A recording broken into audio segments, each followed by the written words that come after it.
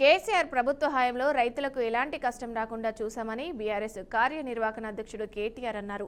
అప్పుడు ఊరూరా కొనుగోలు కేంద్రాలు ఏర్పాటు చేసి ప్రతి ధాన్యం గింజను కొన్నామని గుర్తు చేశారు.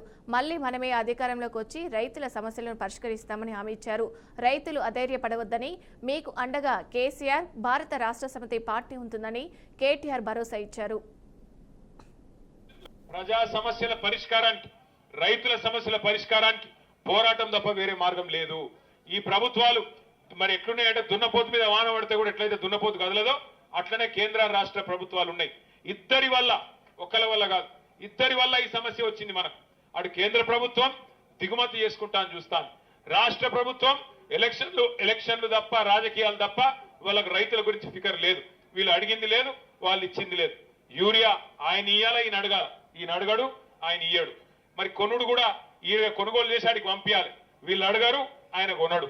ధర రాదు. బోనస్ ఇస్తా అన్నాడు ఎలక్షన్లకు ముందు, యాదికుందా? సోయాకి ఇస్తా అన్నాడు బోనస్, పత్తికి ఇస్తా అన్నాడు బోనస్, వడ్లకి ఇస్తా అన్నాడు బోనస్.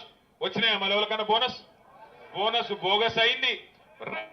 రుణమాఫీ రాదు, రైతు బంధు రాదు, కరెంటు కూడా రాదు. ఆఖరికి కష్టపడి పండిస్తే పంట కొనేటోడు కూడా లేడు. అందుకే మీరు ఒక్కటే యాది పెట్టుకోండి, కడుపులో రైతు మీద ప్రేమ ఉండి, గుండెల నిండా రైతు అనే ఒక అభిమానం ఉన్నోడే నాయకుడైతేనే రాష్ట్రం బాగుంటుంది తప్ప ఇసంటోళ్లతో కాదు.